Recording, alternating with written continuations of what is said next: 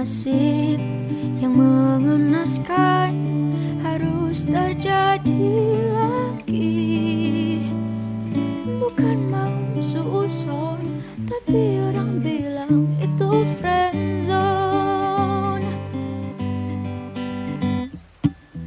Malam telepon-teleponan hingga pagi datang, tetap tak jadian. Sudah banyak perhatian, juga kesempatan, tetap tak jadian. Tidakkah cukup yang engkau lihat? Pertemanan ini sungguh berat. Tidakkah indah bila kita bersama, tapi tidak di mimpi saja.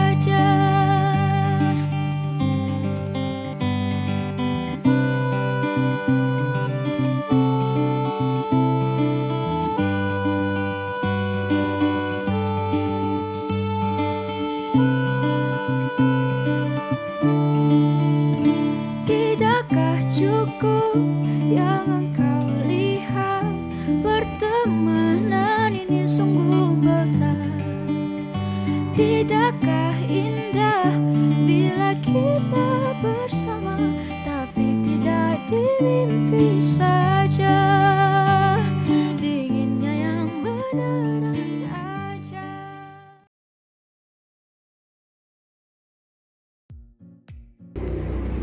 Assalamualaikum warahmatullahi wabarakatuh. Izin mengenalkan diri, nama siswa Bintang Pramadani Hari Putra, kelas 12-9, absen 12, nomor induk siswa 18876 dari SMA Taruna Nusantara. Di sini saya akan mendeskripsikan karya saya yang akan saya beri judul tentang kemarahan laut. Nah, ini bisa dilihat campuran warnanya yang dominan warna biru. Saya di sini mengambil aliran naturalisme karena ya bisa dilihat ini adalah tentang alam, tentang gelombang laut yang sangat tinggi dan alam yang masih sangat cerah. Dengan temanya adalah kelestarian alam, dimana makna yang dapat dilihat di sini. Oh ya, sebelum kita beralih ke makna, saya akan menjelaskan mengapa saya mengambil ide ini.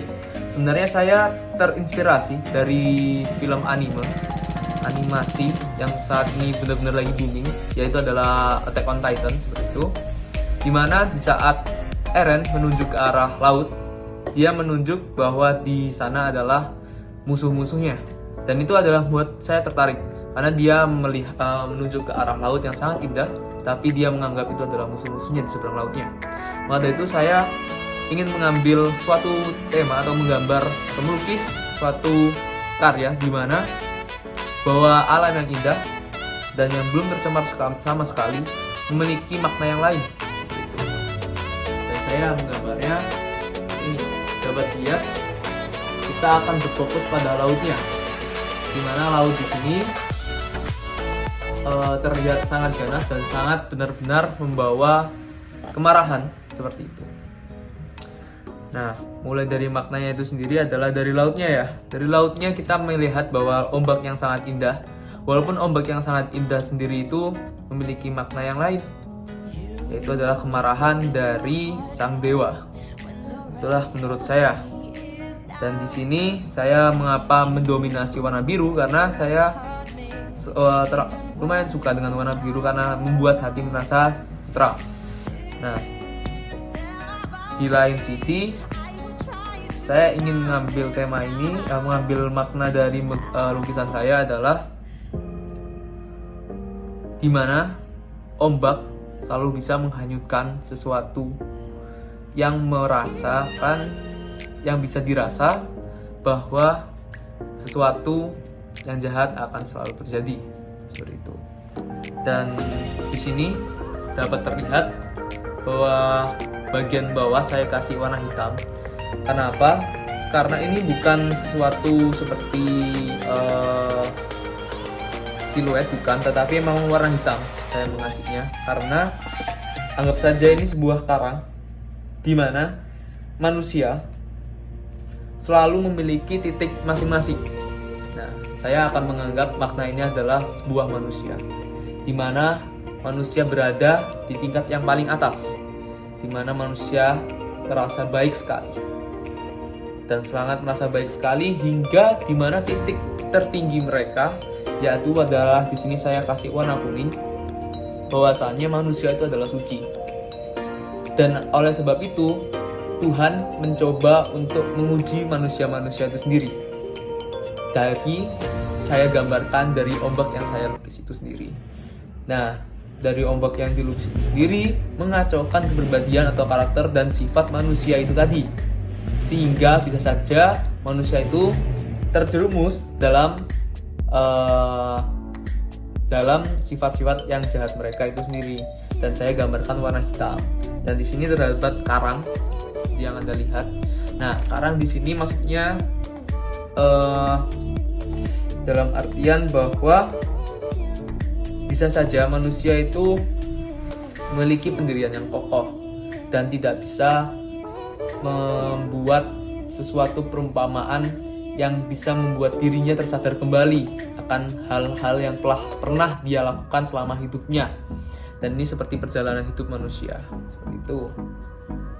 Nah, kita bisa analogikan bahwa awan-awan di sini sebagai manusianya ini adalah cobaan-cobaan yang sekiranya manusia bisa menjalaninya atau melewatinya, tapi tidak bisa dilewatinya saat ombak menerjang, seperti itu. Oh ya, saya lupa, saya menggunakan kanvas yang berbeda dari ketentuan, yang sebenarnya 30x40 atau 40x40, dan saya di sini menggunakan kanvas 40x60 karena saya mencari toko-toko lain di Jombang, di daerah saya tidak ada. Maka dari itu saya mohon maaf. Makanya dari itu saya membuat garis tepi menggunakan seperti lakban seperti itu untuk agar lebih rapi ya sebenarnya. Tetapi ternyata saat diberi cat minyak, karena saya menggunakan teknik atau menggunakan cat minyak dan menggunakan pelumas yaitu minyaknya sendiri, dan ternyata minyak tersendiri itu kayak menerobos masuk ke dalam lakban itu sendiri, sehingga tidak terjadi kayak mengendap seperti itu. Nah, ini bisa dilihat kayak gini. Sebenarnya saya ingin kayak inspirasi pelukis yang lainnya menggunakan lakban sebagai garis tepi agar rapi dan dapat dilihat kayak gini nih, seperti ini. Tetapi saat menggunakan minyak dan akhirnya teroles dalamnya, akhirnya seperti apa ya, dalam bahasa Jawa itu ngerembes lah istilahnya, sehingga terjadi kesalahan-kesalahan yang tidak diinginkan. Dan maka dari itu saya mohon maaf. Nah, dapat dilihat ini seperti, nah saya akan menjelaskan makna dari di sini menurut saya adalah titik di mana ombak sangat besar. Nah, ombak yang sangat besar ini diumpamakan saat terjadi masalah yang sangat besar atau cobaan yang sangat besar. Manusia itu ada diuji untuk apakah dia bisa mencapai atau melewati cobaan tersebut, atau terjerumus dalam cobaan-cobaan tersebut sehingga manusia tidak dapat memperbaiki kesalahan yang dahulu. Nah, saya akan menjelaskan kenapa saya memberikan titik-titik ini. Bisa dilihat ya, putih-putih di sini. Ini adalah percikan air dari ombak itu sendiri. Saya analogikan bahwa kebanyakan, mengapa saya menggambarkan titik hitam ini, selain makna yang sebelumnya tadi saya jelaskan, adalah ketika manusia diberi cobaan yang sangat berat, banyak sekali manusia yang tidak sanggup akhirnya terjerumus dan gelap hatinya, seperti itu. Kita analogin seperti itu. Tapi tidak dapat dibungkiri kembali bahwa manusia yang diberi cobaan yang sangat berat juga bisa kembali ke kejayaannya mereka, yaitu adalah di langit itu sendiri. Jadi tidak selamanya manusia itu jatuh ke dalam kegelapan, tetapi bisa saja manusia itu bangkit dari kesalahan dan cobaan-cobaan yang seperti itu yang terjadi di masa hidupnya. Dan menurut saya banyak sekali makna-makna yang bisa diambil dari lukisan saya, walaupun saya tidak memberikan salah satu seperti gambar manusia atau tumbuhan dan lainnya atau burung-burung atau lain sebagainya, tapi saya ingin bahwa manusia itu juga bisa dianalogikan sebagai alam. Ya, seperti ini, seperti gambaran yang saya gambar atau yang saya lukis itu tadi. Seperti itu. Dan awan-awan di sini menggambarkan yang saya jelaskan adalah cobaan-cobaan tadi, dan saya menggambarkannya dengan warna putih dan oranye karena saya ingin membuat orang-orang berumpamakan bahwa ini adalah laut yang sangat indah yang belum tercemar oleh satupun sampah. Mungkin orang-orang akan perspektif yang berbeda sekali karena kita memiliki pandangan yang sangat berbeda. Tapi yang saya yakinkan adalah ada makna yang lebih dalam daripada itu, tentang kemarahan laut dan lain sebagainya. Karena menurut saya laut itu sangat luas, dan bahkan di bumi ini memiliki 2/3 laut daripada daratan, dalam artian sepertiga daratan dan 2/3 laut. Dan itu adalah merupakan sangat yang luar biasa. Kapan kita bisa menikmati laut yang sangat indah seperti ini, dan kita bisa menyadari bahwa laut yang indah ini sangat susah ditemukan di pantai-pantai tertentu.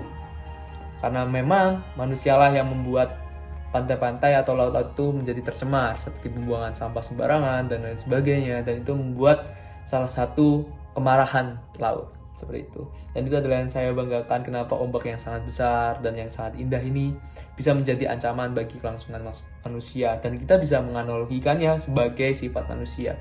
Mungkin lukisan-lukisan itu mempunyai makna yang lainnya, dan saya yakin bahwa lukisan saya ini sendiri memiliki makna yang sangat dalam seperti itu.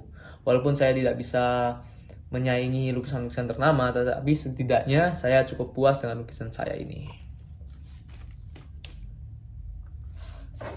Baik, mungkin cukup sekian yang bisa saya sampaikan.